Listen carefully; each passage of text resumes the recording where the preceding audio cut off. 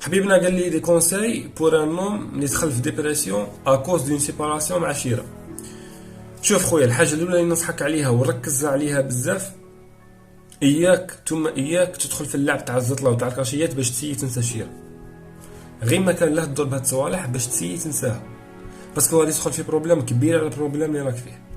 الحاجه الزوجه، روح سيبريمي كاع التصاور تاعها اللي راهم عندك وكاع لي ديسكسيون تاعك معاها وبلوكيها في كاع لي كونت.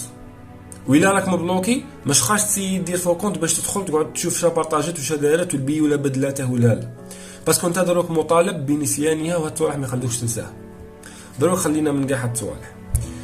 حاجه كونك متاكد منها انت واي شخص راه يشوف هاد لا فيديو، ما تعلق قلب عبد بشخص اشد من تعلقه بالله الا وعذبه الله بمن تعلق به. اي شخص في الدنيا تتعلق به اكثر من ربي، خاصة إذا كان خارج إطار الزواج، ربي غادي يعذبك بالفراق على ذاك الشخص، لأن الله يغار على قلب عبده المؤمن. أنت كي تكون تبغي وحدة ما تقدش تشوفها تبغي واحد آخر. لو كان تشوفها تبغي واحد آخر قد تروح تكتله ولا تروح كاش ما دير له فاصون بارلي. تاني ربي كي يشوف عبده يبغي واحد أكثر منه يبعده عليه، وهذه يسقسوا عليها اللي تبغوا.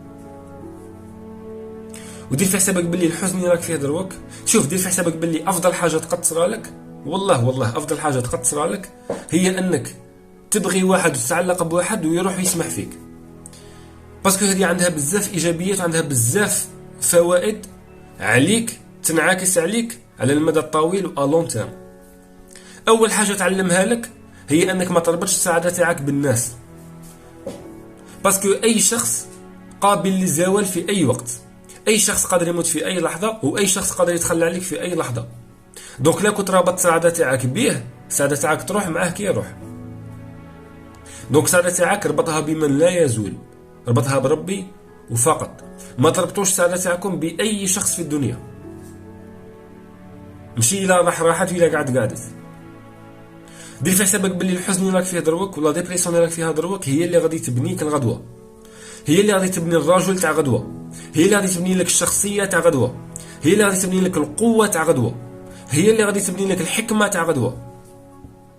الابتلاءات هي اللي تربي العبد، الابتلاءات هي اللي تبني العبد. ما اراد الله بعبد خيرا الا وابتلاه، هذه يكون كثير منها. باسكو انت دروك راك في حاله حزن وراك في حاله اكتئاب، على بالك نفسيا وعلميا غادي تسيي دير، غادي تسيي تروح دير صوالح لتثبت بيهم روحك لذاك الشخص يسمح فيك. الشخص اللي بغيته يسمح فيك قادر يكون هو السبب تاع النجاح تاعك في حياتك.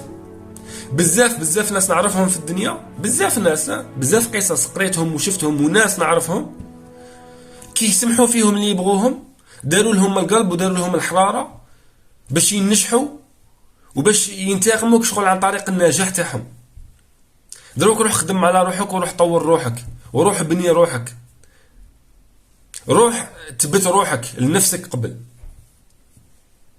دونك لا اسمح فيك بنادم، خليها تكون عامل محفز ليك باش تنجح، ماشي عامل يهدمك.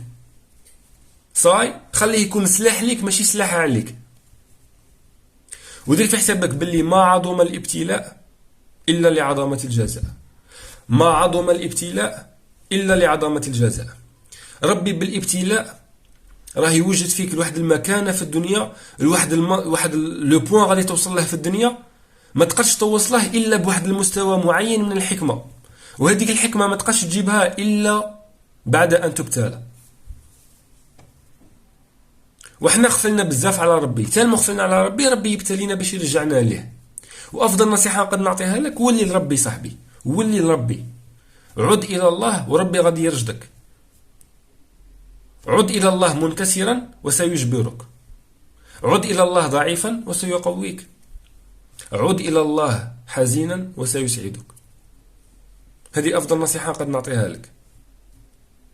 دروك ابني روحك صاحبي. وبزاف ناس ما ولاوش ناس حكماء وما نضجوش في عقلهم وما ولاوش فور على اللي كانوا، غير من ابتلاو وغير من ابتلاهم ربي وغير من الدنيا عطاتهم صفعه.